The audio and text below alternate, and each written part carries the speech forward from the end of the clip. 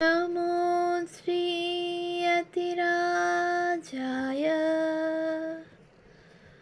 विवेकानन्दसूरये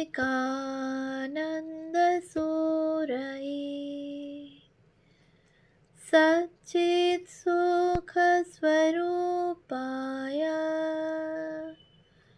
स्वामिने तापहारिणे।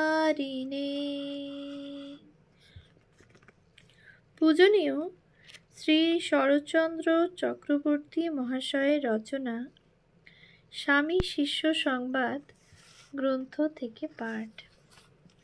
পৃষ্ঠা সংখ্যা 102। সপ্তদশ পল্লী, স্থান বেলুড়, ভাড়াটিয়া মঠবাটি, বর্ষ 1898 খ্রিস্টাব্দ, নভেম্বর। স্বামীজির সংস্কৃত রচনা। শ্রী রামকৃষ্ণদেবের আগমনে ভাব ও ভাষায় প্রাণ সঞ্চার। ভাষাতে ওজস্বিতা কিভাবে আনিতে হইবে, ভয় ত্যাগ করিতে হইবে, ভয় হইতেই দুর্বলতা ও পাপের প্রসার, সকল অবস্থায় অবিচল থাকা, শাস্ত্রপাঠের উপকারিতা, স্বামীজির অষ্টাধ্যায়ী পাণিনি পাঠ, জ্ঞানের উদয়ে কোনো বিষয়কেই আর অদ্ভুত মনে হয় না। বেলুড়ে নীলাম্বরবাবুর বাগানে এখনো মঠ রহিয়াছে। অগ্রহায়ণ মাসের শেষ ভাগ। স্বামীজি এই সময় সংস্কৃত শাস্ত্রাদির বহুধা আলোচনায় তৎপর। আচণ্ডালা প্রতিহতরায় ইত্যাদি শ্লোক দুইটি তিনি এই সময়েই রচনা করেন। আজ স্বামীজি ওং হ্রিং ঋতং এই স্তবটি রচনা করিয়া শিষ্যের হাতে দিয়া বলিলেন, দেখিস এতে কিছু ছন্দ পতনাদি দোষ আছে কিনা। শিষ্য স্বীকার করিয়া উহার একখানি নকল করিয়া লইল। এই ঘটনার 4-5 দিন পরে স্বামীজি একদিন শিষ্যকে জিজ্ঞাসা করেন, সে স্তবটার কোনরূপ সংশোধন দরকার দেখলি কি? তদুত্তরে শিষ্য বলে যে সে তখনও উহা ভালো করিয়া পড়িয়া দেখে নাই। পরে ওই স্তবের মূল কপি মঠে অনেক খুঁজিয়াও পাওয়া না যাওয়ায় ওং হ্রিং ঋতং স্তবটি লুপ্ত হইবার উপক্রম হয়েছিল। শিষ্যের নিকটে যে কপিখানি ছিল তাহাই স্বামীজির স্বস্বরূপ সংবরণের প্রায় 4 বৎসর পর শিষ্যের পুরাতন কাগজ খুঁজিতে খুঁজিতে পাওয়া যায় এবং ওই সময়েই উহা উদ্বোধনে প্রথম ছাপা হয়। স্বামীজি যেদিন ওই স্তবটি রচনা করেন সেদিন স্বামীজির জিহ্বায় যেন সরস্বতী আরূঢ়া হইয়াছিলেন। শিষ্যের সহিত অনর্গল সুললিত সংস্কৃত ভাষায় প্রায় 2 ঘণ্টাকাল আলাপ করিয়াছিলেন। এমন সুললিত বাক্যবিন্যাস শিষ্য মহা মহা পণ্ডিতের মুখেও কখনো শুনে নাই। সে যাহা হোক, শিষ্য স্তবটি নকল করিয়া লইবার পর স্বামীজি তাহাকে বলিলেন, দেখ, ভাবে তন্ময় হয়ে লিখতে লিখতে সময়ে সময়ে আমার ব্যাকরণগত স্খলন হয়, তাই তোদের বলি দেখে শুনে দিতে। শিষ্য, মহাশয়, ওসব স্খলন নয়, উহা আর্ষ প্রয়োগ। স্বামীজি, তুই তো বললি, কিন্তু লোকে তা বুঝবে কেন? এই সেদিন হিন্দু ধর্ম কি বলে একটা বাংলায় লিখলুম, তা তোদের ভেতরেই কেউ কেউ বলছে কটমট বাংলা হয়েছে। আমার মনে হয় সকল জিনিসের ন্যায় ভাষা এবং ভাবও কালে একঘেয়ে হয়ে যায়। এ দেশে এখন ঐরূপ হয়েছে বলে বোধ হয়। ঠাকুরের আগমনে ভাব ও ভাষায় আবার নূতন স্রোত এসেছে। এখন সব নূতন ছাঁচে গড়তে হবে। নূতন প্রতিভার ছাপ দিয়ে সকল বিষয় প্রচার করতে হবে। এই দেখ না, আগেকার কালের সন্ন্যাসীদের চালচলন ভেঙে দিয়ে এখন কেমন এক নূতন ছাঁচ দাঁড়িয়ে যাচ্ছে। সমাজ এর বিরুদ্ধে বিস্তর প্রতিবাদও করছে, কিন্তু তাতে কিছু হচ্ছে কি না? আমরাই তাতে ভয় পাচ্ছি। এখন এসব সন্ন্যাসীদের দূর দূরান্তরে প্রচার কার্যে যেতে হবে। ছাই মাখা অর্ধ উলঙ্গ প্রাচীন সন্ন্যাসীদের বেশভূষায় গেলে প্রথম তো জাহাজেই নেবে না। ঐরূপ বেশে কোনো রূপে ওদেশে পৌঁছিলেও তাকে কারাগারে অবস্থান করতে হবে। দেশ, সভ্যতা ও সময় উপযোগী করে সকল বিষয়ই কিছু কিছু চেঞ্জ করে নিতে হয়। এরপর বাংলা ভাষায় প্রবন্ধ লিখব মনে করছি। সাহিত্যসেবীগণ হয়তো তা দেখে গালমন্দ করুক, তবু বাংলা ভাষাটাকে নূতন ছাঁচে করতে চেষ্টা করব। এখনকার বাংলা লেখকেরা লিখতে গেলেই বেশি ভার্বস ইউজ করে, তাতে ভাষায় জোর হয় না। বিশেষণ দিয়ে ভার্বের ভাব প্রকাশ করতে পারলে ভাষার বেশি জোর হয়। এখন থেকে ঐরূপ লিখতে চেষ্টা কর দেখি। উদ্বোধনে ঐরূপ ভাষায় প্রবন্ধ লিখতে চেষ্টা করবি। ভাষার ভেতর ভার্বগুলি ব্যবহারের মানে কি জানিস? ঐরূপে ভাবের পজ বা বিরাম দেওয়া। সেজন্য ভাষায় অধিক ক্রিয়াপদ ব্যবহার করাটা ঘন ঘন নিঃশ্বাস ফেলার মতো দুর্বলতার চিহ্ন মাত্র। ঐরূপ করলে মনে হয় যেন ভাষার দম নেই। সেই জন্যই বাংলা ভাষায় ভালো লেকচার করা যায় না। ভাষার উপর যার কন্ট্রোল আছে সে অত শিগগির ভাব থামিয়ে ফেলে না। তোদের ডাল ভাত খেয়ে শরীর যেমন ভেতো হয়ে গেছে, ভাষাও ঠিক সেইরূপ হয়ে দাঁড়িয়েছে। আহার, চালচলন, ভাব ভাষাতে তেজস্বিতা আনতে হবে। সব দিকে প্রাণের বিস্তার করতে হবে। সব ধমনীতে রক্তপ্রবাহ প্রেরণ করতে হবে, যাতে সকল বিষয়েই একটা প্রাণ স্পন্দন অনুভব হয়। তবেই এই ঘোর জীবন সংগ্রামে দেশের লোক সারভাইভ করতে পারবে। নতুবা অদূরে মৃত্যুর ছায়াতে অচিরে এ দেশ ও জাতিটা মিশে যাবে। শিষ্য: মহাশয়, অনেককাল হইতে এদেশের লোকের ধাতু একরকম হইয়া গিয়াছে, উহার পরিবর্তন করা কি শীঘ্র সম্ভব? স্বামীজি: তুই যদি পুরানো চালটা খারাপ বুঝে থাকিস তো যেমন বললুম নূতনভাবে চলতে শেখ না। তোর দেখা দেখি আরও 10 জনে তাই করবে, তাদের দেখে আরও 50 জনে শিখবে। এইরূপে কালে সমস্ত যাত্রার ভেতর ওই নূতন ভাব জেগে উঠবে। আর বুঝেও যদি তুই সেরূপ কার্য না করিস তবে জানবি তোরা কেবল কথায় পণ্ডিত, প্র্যাকটিক্যালি কাজের বেলায় মূর্খ। শিষ্য: আপনার কথা শুনিলে মহা সাহসের সঞ্চার হয়। উৎসাহ, বল ও তেজে হৃদয় ভরিয়া যায়। স্বামীজি: হৃদয়ে ক্রমে ক্রমে বল আনতে হবে। একটা মানুষ যদি তৈরি হয় তো লাখ বক্তৃতার ফল হবে। মন মুখ এক করে আইডিয়াগুলি জীবনে ফলাতে হবে। এর নামই ঠাকুর বলতেন ভাবের ঘরে চুরি না করা, ভাবের ঘরে চুরি না থাকা। সব দিকে প্র্যাকটিক্যাল হতে কর্মের ভেতর দিয়ে মতে বা ভাবের বিকাশ দেখাতে হবে। থিওরিতে মতে মতে দেশটা উচ্ছন্ন হয়ে গেল। যে ঠিক ঠিক ঠাকুরের সন্তান হবে সে ধর্মভাব সকলের প্র্যাকটিক্যালিটি দেখাবে। লোকের বা সমাজের কথায় ভ্রুক্ষেপ না করে আপন মনে কাজ করে যাবে। তুলসীদাসের দোহায় আছে শুনিসনি? হাতি চলে বাজার মে কুত্তা ভুকে হাজার, সাধন কো দুর্ভাব নেহি জব নিন্দে সংসার। এইভাবে চলতে হবে। লোককে জানতে হবে পোক।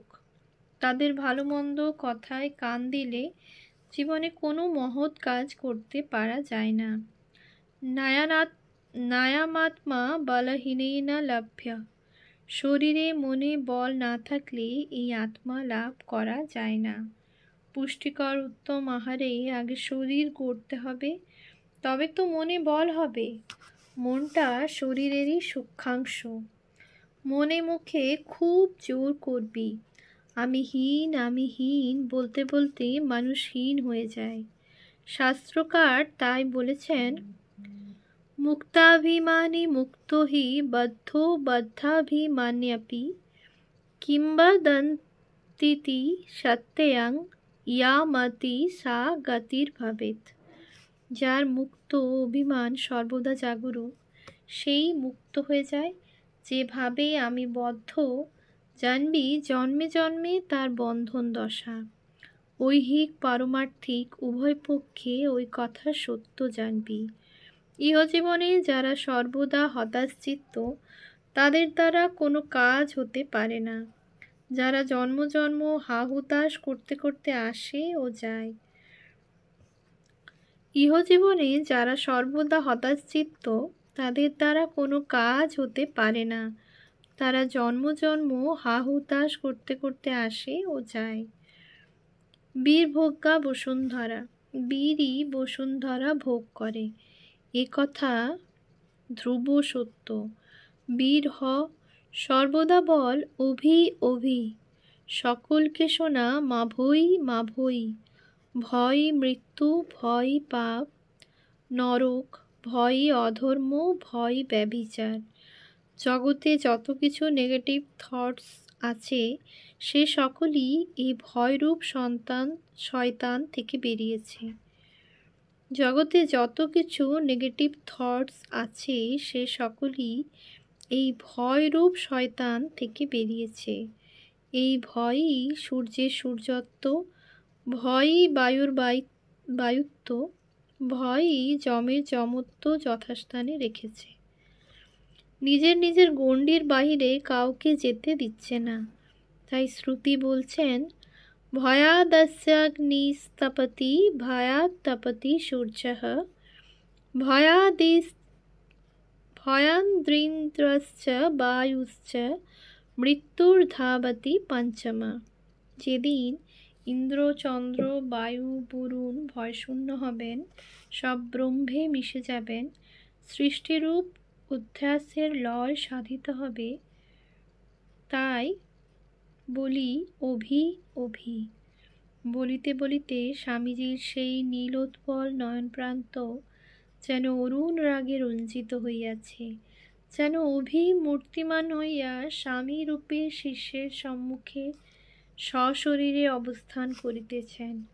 শিষ্য সেই অভয় মূর্তি দর্শন করিয়া মনে মনে ভাবিতে লাগিল, আশ্চর্য, এই মহাপুরুষের কাছে থাকিলে এবং কথা শুনিলে মৃত্যু ভয়ও যেন কোথায় পলায়ন করে। স্বামীজি আবার বলিতে লাগিলেন, এই দেহ ধারণ করে কত সুখ দুঃখে, কত সম্পদ বিপদের তরঙ্গে আলোড়িত হবি, কিন্তু জানবি ওসব মুহূর্তকাল স্থায়ী।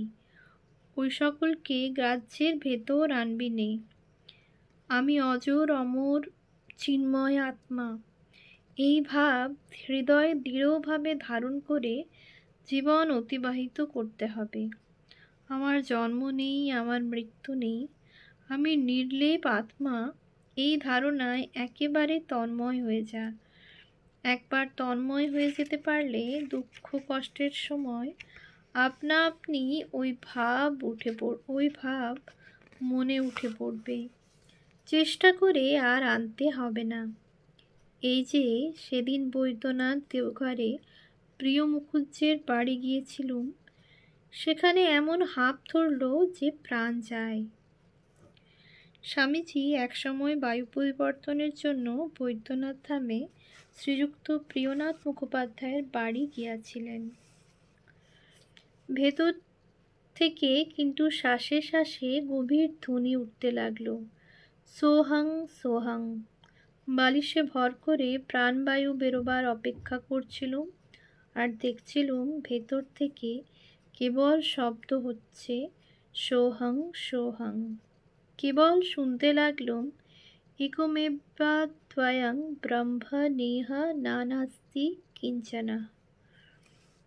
শিষ্য স্তম্ভিত হইয়া বলিল, মহাশয়, আপনার সঙ্গে কথা কহিলে, আপনার অনুভূতি সকল শুনিলে শাস্ত্রপাঠের আর প্রয়োজন হয় না। স্বামীজি, না রে, শাস্ত্রও পড়তে হয়। জ্ঞান লাভের জন্য শাস্ত্রপাঠ একান্ত প্রয়োজন। আমি মঠে শীঘ্রই ক্লাস খুলছি। বেদ, উপনিষদ, গীতা, ভাগবত পড়া হবে। অষ্টাধ্যায়ী পড়াবো। শিষ্য, আপনি কি অষ্টাধ্যায়ী পানিনি পড়িয়াছেন? স্বামীজি, যখন জয়পুরে ছিলুম তখন এক মহাবৈয়াকরণের সঙ্গে দেখা হয়। তার কাছে ব্যাকরণ পড়তে ইচ্ছা হলো।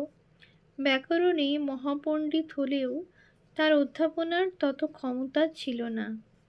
আমাকে প্রথম সূত্রের ভাষ্য 3 দিন ধরে বোঝালেন, তবুও আমি তার কিছুমাত্র ধারণা করতে পারলুম না। 4 দিনের দিন অধ্যাপক বিরক্ত হয়ে বললেন, স্বামীজি, 3 দিনেও আপনাকে প্রথম সূত্রের মর্ম বোঝাতে পারলুম না। আমার দ্বারা আপনার অধ্যাপনায় কোনো ফল হবে না বোধ হয়। ওই কথা শুনে মনে তীব্র ভৎসনা এলো। খুব দৃঢ়সংকল্প হয়ে প্রথম সূত্রের ভাষ্য নিজে নিজে পড়তে লাগলুম। 3 ঘন্টার মধ্যে ওই সূত্রভাষ্যের অর্থ যেন করামলকবৎ প্রত্যক্ষ হয়ে গেল। তারপর অধ্যাপকের কাছে গিয়ে সমস্ত ব্যাখ্যার তাৎপর্য কথায় কথায় বুঝিয়ে বললুম।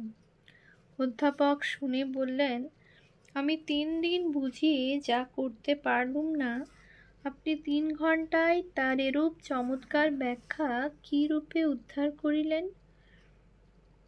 তারপর প্রতিদিন জোয়ারের জলের মতো অধ্যায়ের পর অধ্যায় পড়ে যেতে লাগলুম। মনের একাগ্রতা থাকলে সব সিদ্ধ হয়, সুমেরু চূর্ণ করতে পারা যায়। শিষ্য, মহাশয়, আপনার সবই অদ্ভুত। স্বামীজি, অদ্ভুত বলে বিশেষ একটা কিছু নেই।